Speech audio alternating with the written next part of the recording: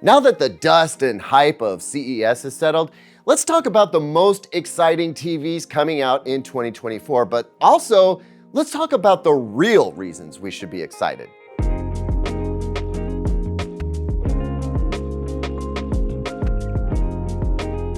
Welcome back, everyone. I'm Caleb Dennison, and I say this every year because some things just never change.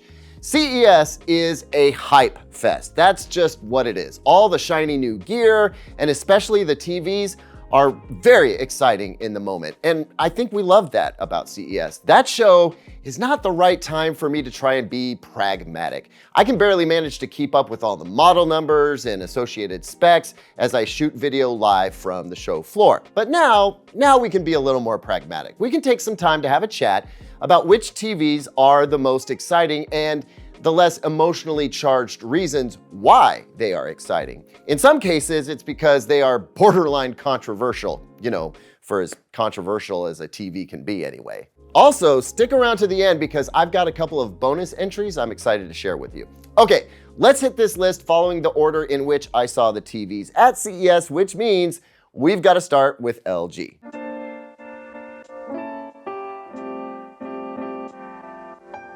Now, it would be fair of you to guess that I'd be starting this list with the LG Transparent OLED TV, properly known as the LG Signature OLED T. But I'm not. Don't get me wrong, that TV is ridiculously cool, and I hope I get to spend some quality time with it, but for as cool as it is, that is the kind of specialty TV that only a handful of wealthy folks are gonna buy. So, exciting? Yes, totally. Will I review it? I sure hope so. But I want to keep focused on TVs that you out there watching right now are likely to buy. And I don't see the OLED T being one of them. Okay, I guess I actually did start with that one after all, didn't I? I digress. What I really want to focus on are the LG G4 Gallery Series OLED and its wireless partner in crime, the OLED M. Essentially the same TV from a picture performance perspective, it's just that the OLED M happens to come with LG's Zero Connect box and has an ever so slightly different form factor because of it. The new LG G4 is exciting because it has the latest gen MLA or micro lens array WOLED panel in it. Now, I don't expect a revolutionary increase in brightness here, but I do think that because this new MLA panel is a bit more efficient, there's an opportunity for LG to bump up the average picture level just a bit, leading to higher overall brightness and maybe take their foot off the gas with their protective auto brightness limiter. I'm also excited to see how LG's new Alpha 11 processor improves some key picture quality factors like upscaling and cleanup of low bitrate and bit depth starved streaming content. In short, I'm excited to see how LG's best OLED TVs stack up to Sony's. We go on and on about Sony's awesome processing. Let's see how close, or maybe just how different, LG's latest processor looks in comparison. That alone is going to make OLED TV reviews this year super fun. Now, I'm not discounting LG's C4 OLED here. I think it could be a strong competitor this year, but I'm trying to stick to the most exciting TVs, and for me, that's the LG G4 and by extension, the new OLED M wireless models. Next up is Samsung. First off, guys, a little behind the scenes narrative here. Samsung's first look event was dizzying in its scope. Samsung had so much to see there, it was hard to wrap my brain around it all. But also, Samsung was definitely spending more effort hyping up its latest top-tier OLED TV, the S95D, as well as its futuristic transparent micro LED tech than it was most of its other TVs. I want to be super excited for the latest crop of Samsung Neo QLED TVs, and indeed I think there are going to be some interesting software features built in. But from a picture quality performance aspect, I don't know how much of a leap forward they're going to be over the 2024 models. Could be a lot. I just don't feel like they talked about it a lot. We'll find out. But if we want to talk excitement, we have to talk about two main products from Samsung. The first is the new S95D OLED. There are two notable changes for this TV in 2024. One, it's going to have Samsung Display's more efficient and slightly brighter QD OLED panel, that's the Gen 3 panel. And two, this TV has a new anti-glare implementation that I think is going to be very polarizing for TV enthusiasts. And if you didn't see that obvious pun coming from me, well, you don't know me very well, do you? Now, I don't expect the S95D to be notably brighter than the S95C any more than I expect the LG G4 OLED to be notably brighter than the LG G3.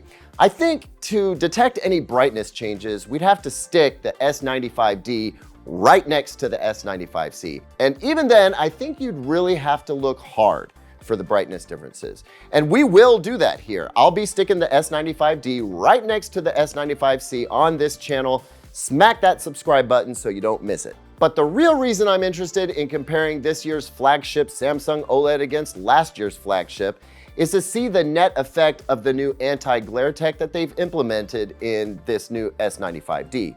And you may be surprised to know that it isn't to validate the effectiveness of this anti-glare. I can tell you right now, it is extremely effective, like otherworldly good. No, I think we need to see what trade-offs, if any, are made with this new anti-glare implementation.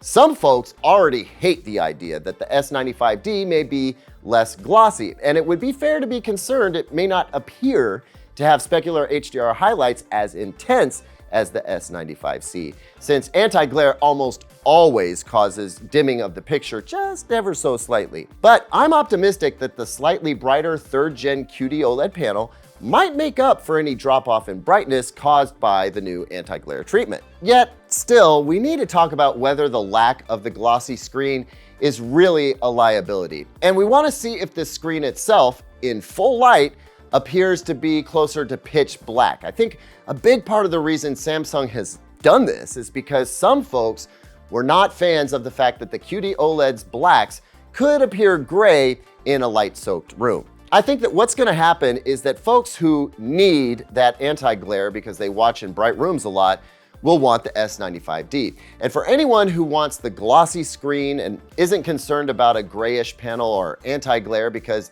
they usually watch in a light-controlled room anyway, they'll want the S90D, which will be less expensive. Still, I do expect some folks to be very vocal about not having an option for a glossy screen in the S95D. Never mind that it makes no sense to offer two different SKUs of the same model. The other Samsung TV I think we need to watch out for is the 75-inch version of Samsung's micro LED TV.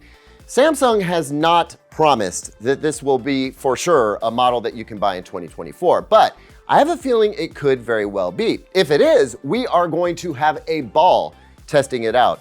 Jury's still out on how expensive it might be though. Still, this is the most normal person size of this new display tech, and if it becomes a consumer level television, that's exciting and I think a very big deal.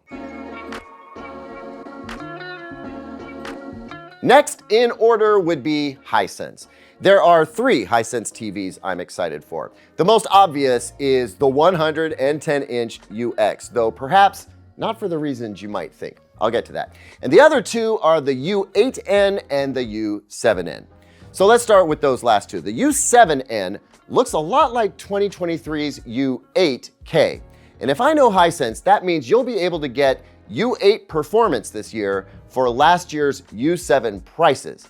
That would shift Hisense's value proposition into overdrive. But the U8N, I mean, this may be the TV to beat this year.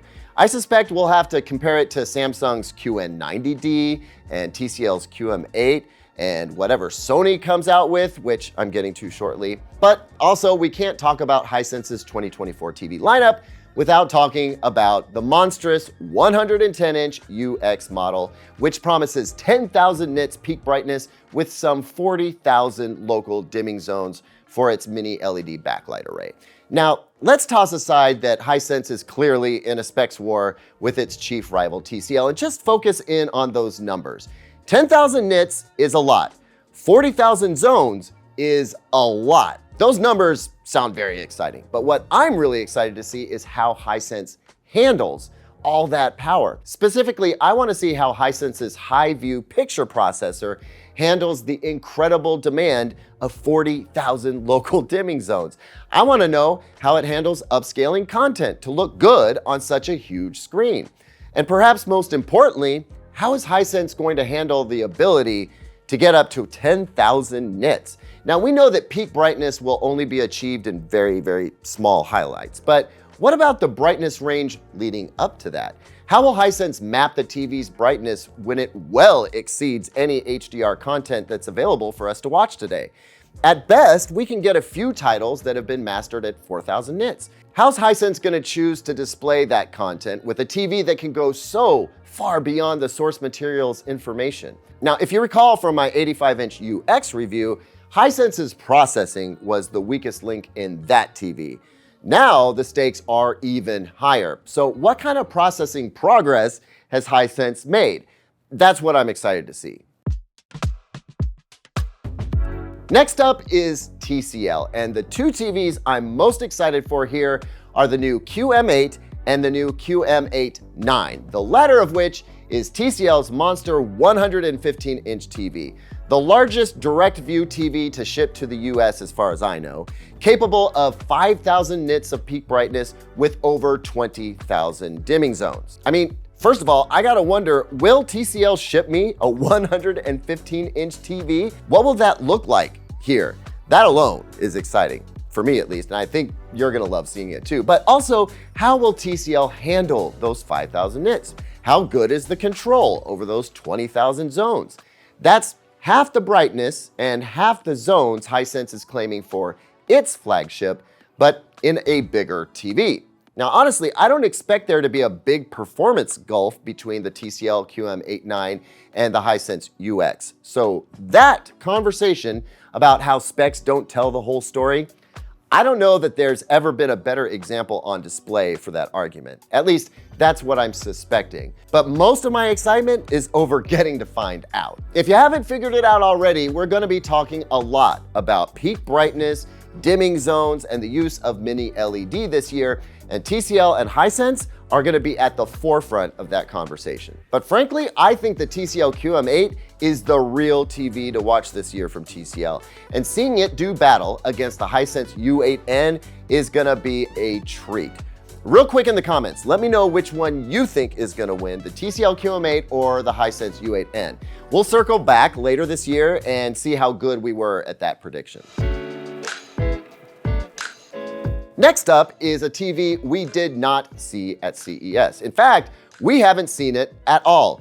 Technically, it doesn't exist. It doesn't have a firm model number either. Actually, we only know of its potential existence thanks to a special trip I made to Tokyo. I am, of course, speaking of whatever Sony's flagship mini LED TV will be in 2024. Now, I don't think Sony is gonna break any nits records or local dimming zone count records, and I don't think it needs to.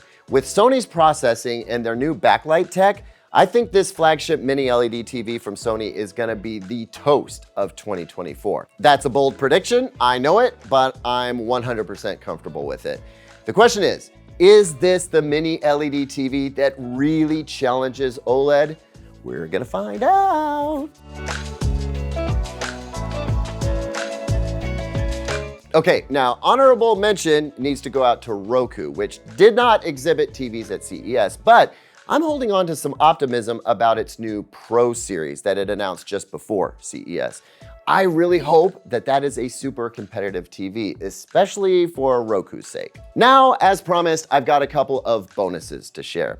I know they aren't TVs, but they're TV adjacent, so let's just go with it.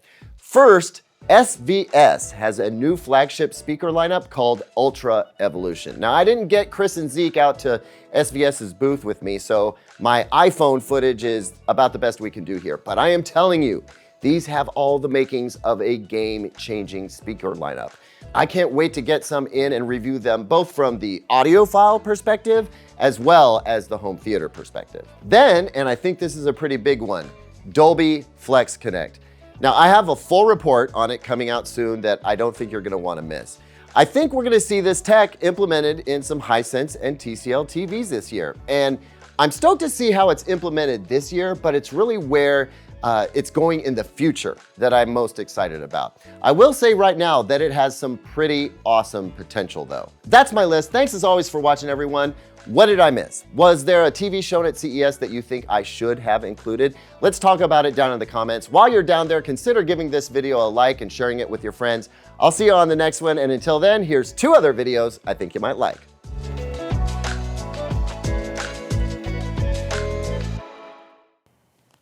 What is that sound?